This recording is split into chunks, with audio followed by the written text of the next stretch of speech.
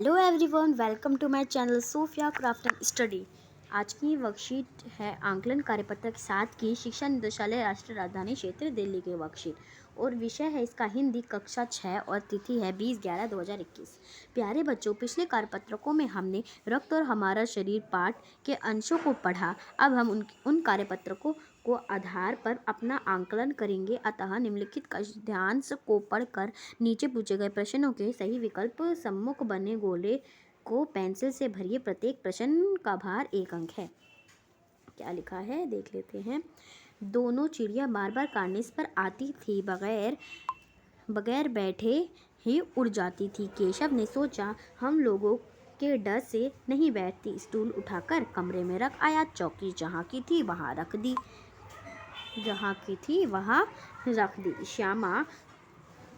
श्यामा ने आंखों में आंसू भरकर कहा, तुमने मुझे नहीं दिखाया, मैं अम्मा जी से कह दूंगी। केशव, अम्मा जी से कहोगी तो बहुत मारूंगा, कह देता हूँ। श्यामा, तो तुमने मुझे दिखाया क्यों नहीं? केशव, और गिर पड़ती तो 4 सरना हो जाते तेरे। श्यामा, हो जाते, देख लेना, मैं कह दूंगी। इतने में कोठरी का दरवाजा खुला और माँ ने धूप से आंखों को बचाते हुए कहा, तुम दोनों बाहर कब निकल आए? मैंने कहा न था कि दोपहर को ना निकलना। किसने किवाड़ खोले? केशव घबराकर उठा और दौड़ा हुआ बाहर आया तो क्या देखता है कि तीनों अंडे नीचे टूटे पड़े हैं और उनसे कोई चूने सी चीज बाहर निकल आई है। पानी की प्याली भी एक तरफ टूटी पड़ी है। उसके चेहरे का रंग तो उड़ गया। सहमी हुई आंखों से जमीन की तरफ देखने लगा। श्यामा ने पूछा, बच्चे कहाँ उड़ गए भैया? केशव ने करुण स्वर में कहा, अंडे तो फूट गए। श्यामा, और बच्चे कहाँ गए? केशव, तेरे सर में देखती नहीं है, अंडों से उजला उजला पानी निकल आया है।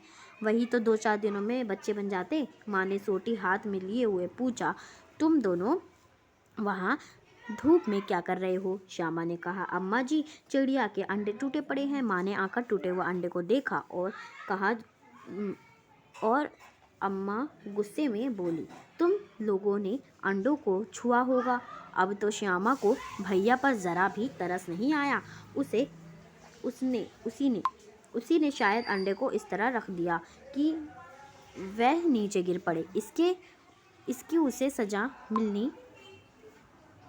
मिलनी चाहिए। बोली, इन्होंने अंडों को छेड़ा था अम्मा जी। श्यामा ने बोल दिया कि इन्होंने अंडों को छेड़ा था अम्मा जी। तो यहाँ पे हमारा पैराग्राफ जो है कंप्लीट हुआ और अब हम क्या करेंगे, इसका जो आंकलन है उसे हम पूरा करेंगे। देख लेते हैं क्या है। पहला प्रश्न है, कार्निस पर बार बार कौन आती थी? कौन आती थी कार्निस पे बार बार आती थी? हमारी चिड़िया।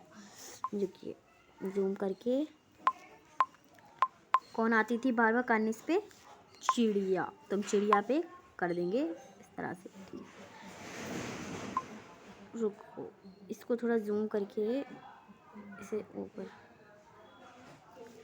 यहाँ पे कौन आती थी बार बार कार्निस पे? चिड़िया आती थी। कौन आती थी? चिड़िया पे अच्छे से कर लेते हैं। फिर उसके बाद केशव स्टूल कहाँ रख आया था? वो कमरे में, दूसरे कमरे में रख आया था। आप उसे पढ़ के देखेंगे तो आपको पता चल जाएगा। उसने कमरे में जहाँ की थी स्टूल तो वहीं रख आई थी। ठीक है। तो केशव की बहन का क्या नाम है? केशव की बहन का क्या नाम था? श्यामा। क्या नाम है? श्यामा। श्यामा पे कर देंगे। एंड उसके बाद केशव के घर में चिड़िया के कितने अंडे थे? तो उसमें लिखा था, आप ध्यान से पढ़ेंगे तो उसमें लिखा था तीनों अंडे नीचे टूटे पड़े हैं। तो कितने अंडे थे? 3 अंडे। तो यहाँ पे 3 अंडे पे इस तरह से देखो कर देंगे। क्या कर देंगे? इस तरह से कर देंगे। फिर उसके बाद केशव ने श्यामा से करुण स्वर में क्या कहा? अंडे टूटे पड़े हैं। अंडे टूटे पड़े। क्या बोला था करुण स्वर में? अंडे टूटे पड़े हैं। रुको, हाँ, तो नेक्स्ट है ये हमारा छठा प्रश्न है, अम्मा को गुस्सा क्या देख कर आया? टूटे हुए अंडे को केशव को देख के या फिर श्यामा को या चिड़िया को? तो यहाँ पे आप देखेंगे तो कि अम्मा को गुस्सा किस लिए आया था, यहाँ पे लिखा होगा टूटे पड़े हैं। तो किसने बोला? कहा कि श्यामा ने कहा। किससे? अम्मा जी से कहा था। चिड़िया के अंडे टूटे पड़े हैं। तो माँ ने क्या किया? माँ ने अंडे को टूटे हुए अंडे को देखा और गुस्से से बोली। तो टूटे हुए अंडे को ही देखकर उसने गुस्से से बोला था उसकी माँ ने। तो इसमें क्या होगा? इसका है उत्तर टूटे हुए अंडे को देखकर माँ को गुस्सा आया। फिर अंडा शब्द का बहुवचन रूप क्या है? अंडा शब्द का बहुवचन रूप है अंडे, क्योंकि अंडाकार तो नहीं होगा, अंडानुमा भी नहीं होगा, अंडा जैसे भी नहीं होगा, तो इसमें क्या आएगा? अंडे। क्या होगा? अंडे। तो अंडे पे हम कर देंगे। उसके बाद बाहर शब्द का विलोम शब्द क्या है? बाहर का उल्टा होगा अंदर, तो इसमें आएगा अंदर पे यहाँ पे। ठीक है। उसके बाद अब नेक्स्ट है हमारा अंदर, ये हो गया ऊपर का अंदर है और अंडे। ठीक है।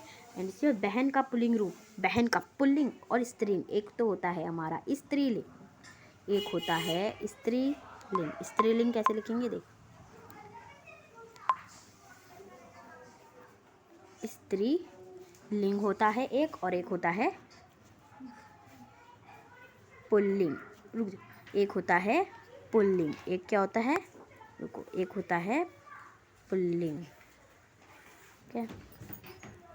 पुल्लिंग में इस तरह से मात्रा लगेगी, होता है पुल्लिंग। तो ये हमने लिख दिया पुल्लिंग। फिर स्त्रीलिंग होता है स्त्री। स्त्री मतलब औरत तो बोल सकते हैं, लड़की बोल सकते हैं, और पुल्लिंग मतलब लड़का होता है। तो इसमें पुल्लिंग की बात की गई है, तो पुल्लिंग इसमें कौन सा होगा? बहन का पुल्लिंग हो जाएगा भाई। भाई क्या हो जाएगा? भाई। एंड उसके बाद निम्नलिखित में पानी शब्द का पर्यायवाची क्या है? निम्नलिखित में पानी शब्द का पर्यायवाची क्या है? तो पर्यायवाची क्या होगा? पानी का जल। क्या होगा? जल। ठीक है। तो बच्चों, यहाँ पे आज की वर्कशीट पूरी कंप्लीट होती है, आंकलन कार्यपत्रक 7 की।